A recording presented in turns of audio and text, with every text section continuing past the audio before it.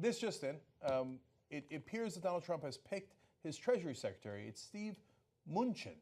Now, if you're wondering who is that, well, boy, I've got news for you on who it is. First of all, it shouldn't be surprising because he was his campaign finance chairman.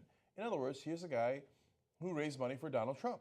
So Donald Trump turns around and goes, oh, thank you for all the legalized bribes you raised for me.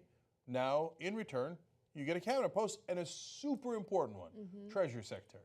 So what is he doing now and what did he do in the past? Well, he was the last chairman of Dune Capital Management. So in the financial industry, Now that's weird. I thought Donald Trump ran on we are being against the global financial interests and that he was going to drain the swamp and he wasn't going to let those guys run things behind the scenes anymore. And he was for the average guy. So this guy isn't an example of draining the swamp. Okay, so Weird. all right, wait, chairman of Dune Capital Management, let's give you more. Oh, he was at Goldman Sachs. But, is it 17 days, 17 months? No, 17 years at Goldman Sachs. So what happened? I thought he was against the bankers. Oh, he played you for a fool. So all those Trump supporters, now some of them were like, hey, look, I just want your basket of deplorables don't care, right? Yeah. Those guys are like, oh, you're against the blacks, I'm against the blacks, the Mexicans, the Muslims. I mean, I don't care. Yep. Rob me blind, I don't care, right? But a lot of the Trump supporters thought he was going to drain the swamp. They thought he was a populist. They thought he cared about the average American worker, and he was against the global financial interests.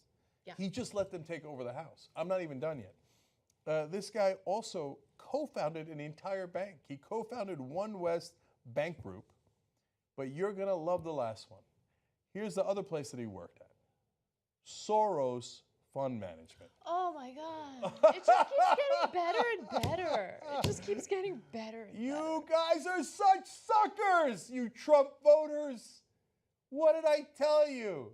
No. Are they the suckers? No, we're the suckers because we're the elitists who kept trying to come at them with evidence and information, and they don't want that. They don't want the evidence and information. They're tired of our elitist asses living, in the coasts, and they don't want to hear it. They don't want to hear it. He's the anti-establishment candidate. He's going to drain the swamp / fill it with every establishment type person you could imagine. Okay, so you didn't want the facts, so okay.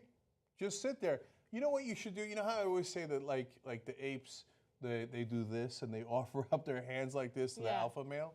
Well, They're bananas. Yeah, just add an extra layer now that this banker from Soros and Goldman Sachs is running things. Offer up your wallet while you're at it. Okay, and what's he going to do? Of course, Dodd-Frank financial reform gone.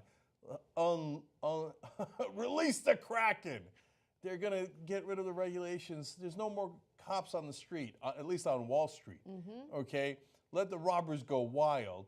And, okay, so, you bought a bunch of talking points. Dodd-Frank is overreach, is overregulation. Okay, fine.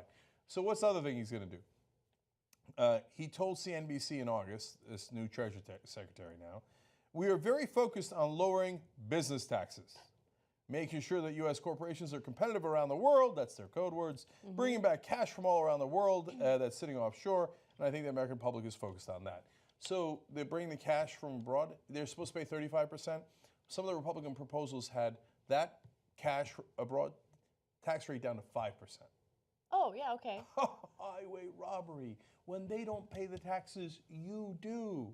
It's not lower taxes for everyone, it's lower taxes for them, higher taxes for you. Payroll taxes have become a much bigger portion of the taxes that are being paid because you pay them. Middle class pays those taxes, not corporations. And Donald Trump on the campaign trail said that he would lower corporate taxes overall from 35% max to 15%. So the money that they had abroad, because they didn't want to pay their taxes on it, might be down to 5%. Some even proposed 0%. The money they make here should be at 35%. They're going to bring that down to 15%.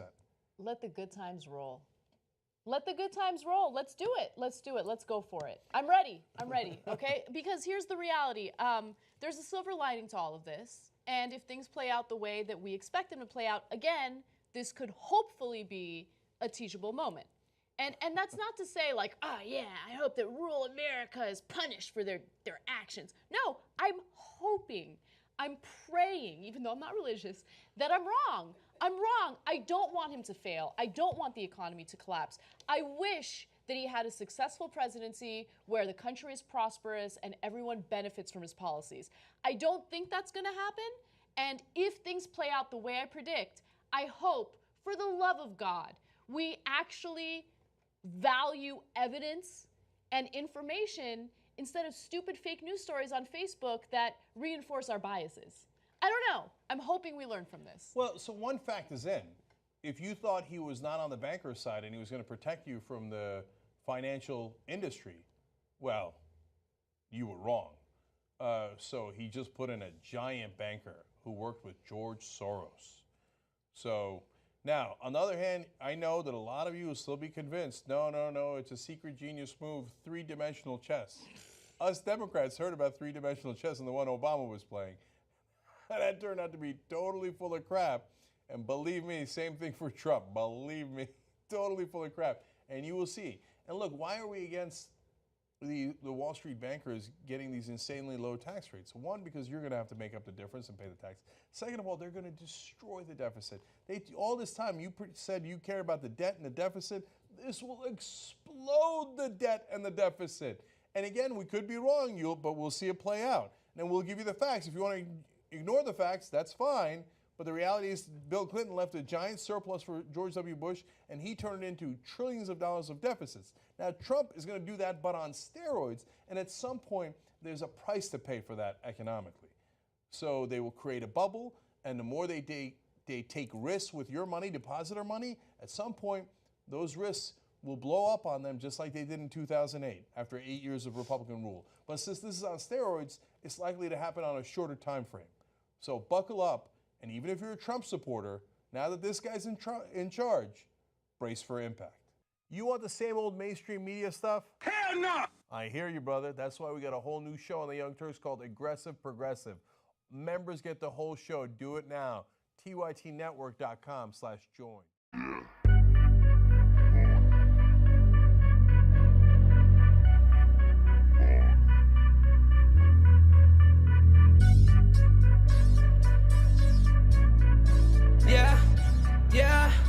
Yeah, losing my life.